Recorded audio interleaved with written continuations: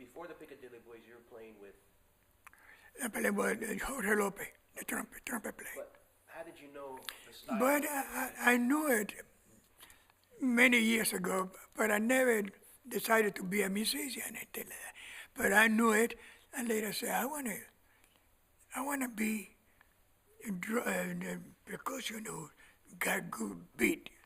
I was not worrying about to be a solo, do la solo. No, I want to keep it funky. And I started laying my way to the ding, the back, the ding, the back. And that way, I started playing that way. Because I yes, that's what I wanted to be, you know. And that at that time, when do you think you had your first gig playing? In the late 40s? Your very first. Yeah, this was in the 45 or something. 45, 46.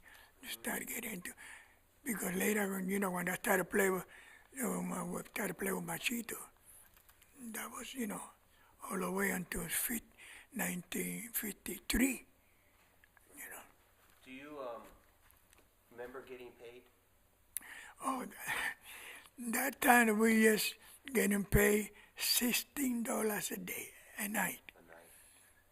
I guess in that time there was good money because everybody was there.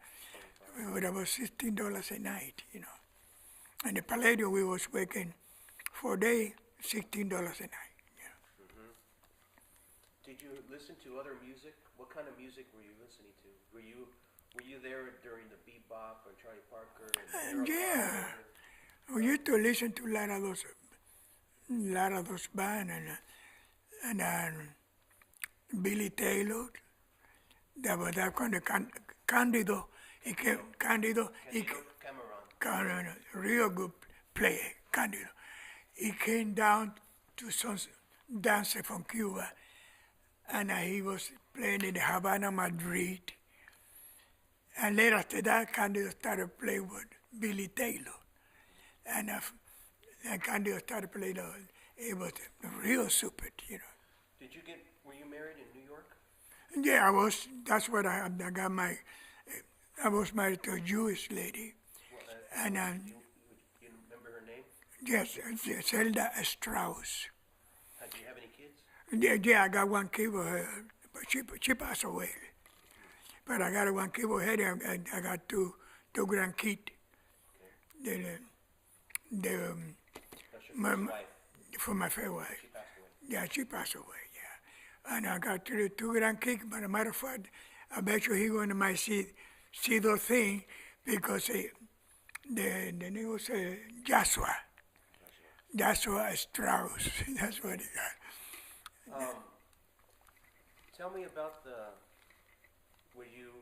did you have other jobs besides music? In New York? When you're married and playing congas, did you have No, but see, in those times, when you're a musician, that's the only thing you do. And then, like I said, we get to pay $16 a night, and that was enough, Right. Mario, Machito, Frank Grillo. Frank Grillo, yeah. And your father. And that was good friend.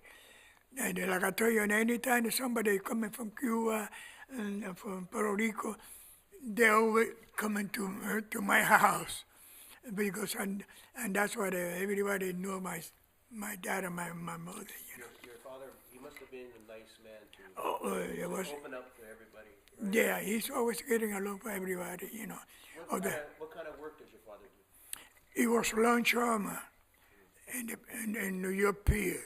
That's when I tried to get into longshoreman myself. Okay. When you got the job with Machito. Oh, Machito? Yeah. Your father connected you and Machito? Yeah, my Machito saw my father. Because Machito is always in the barrio, down Spanish Harley. Okay. He's always down in the studio, you already know Machito there. And they told my dad, listen, he told my dad, tell your son to meet me at the Palmieri in the afternoon. And I went over there. I was thinking, oh, maybe I'm going to play with Machito. No. He took me to the Paramount Theater to meet Stan Kento. Stan Kento was playing show in Paramount Theater, and he wanted to add in conga play because he got a bongo player, real good bongo player, Jack Costanza. And he wanted to add a conga play. And Stan Kento was a good friend of Machito and a good friend of Mario, you know. Anyway, they took me over there. Machito took me over there. And everything was, when that time we were using suit and they close everything.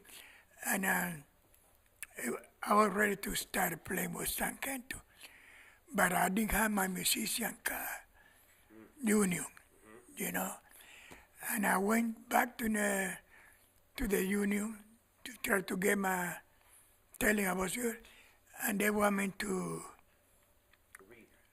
you know, they want me to play drums. They asked me, okay, we're going to give you your examination, but you got to be play Mama Lady, Titi Caca, you know, that time. Yeah. I said, no, listen, I'm not playing those kind of drums. I played the Latin drum. He said, no, we don't going to give it you. And that time it was a lot of prejudice in New York.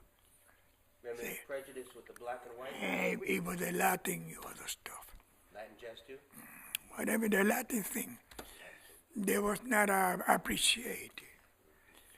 And when I started, I told you they didn't want to do it.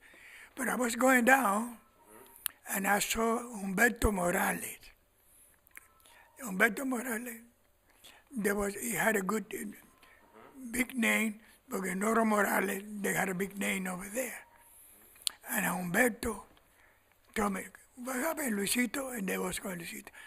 And I told her what happened. They wanted to give me an interview about playing conga drum. And then they told me they had to be drum. He said, come on. We went out there, and Humberto told her, what's the matter with you? That's the drum he played, that's the drum for the Latin band, and we got a lot of Latin band over here. How come you going to ask him to play drum? And Humberto said, come on, Luis, play that. And I started to go, kingy, to pack up, to kingy. Humberto Morales said, that's it. And the guy, I can't even, Humberto, they got big name over there. I said, okay, Mr. Morales, okay. Humberto Morales, if it wasn't for him, you wouldn't have started. No. Humberto Morales, that's what they told me. And the guy said, okay, Mr. Morales, it's okay. And I got my car. But Carlos Vidal took the job, the Stan Kento job. Okay. And Machito said, well, now, will you come in for us? What year do you think that was? I think it was in 1946 or something like that. And you played with Machito for about 9 years, 10 years? No, I played all the way to 1943. Machito. Oh, Machito. Yeah, because we went to California. But you played 1953, 54 with Machito? Yeah, we was playing in the mountain, the Canco Hotel, with the big band. And the last time I played in 1953, I went to California and played with Tjader. Okay. When you were with Machito throughout the years, how many years did you play with Machito before? Oh, okay. I think Charlie Parker was about 1 year. 1 year. Yeah, but Charlie Parker started playing with us, and I think so that was in 1951. Charlie Parker, yeah. And this is 1949, I read. Yeah, 1949, yeah. And Dexter Gordon, too. And there was another trumpet player, Howard McGee, good trumpet player, you know. It says that you played with Buddy Rich. But then, yeah, we recorded and Lara. With Charlie Parker. Charlie Parker and Buddy Rich. And that was the Cuban, that thing was they did the Cuban master, no Cuban. Yeah, there's a couple records with the. Yeah, right? Charlie Parker, and that was another, so Dexter Gordon, and Flick Phillips, it's a tenor saxophone played. Roy Haynes? Roy Haynes, you see, Roy Haynes, I met Roy Haynes when I was playing with Carl Tjader. No, I met her before, but we went to Chicago and we played the Blue Note in Chicago. And Roy Haynes was Sarah Bond, and Ray Brown that was playing bass, and Roy Haynes was there, and we went there with Carl Tjader Quintet. We was playing there. But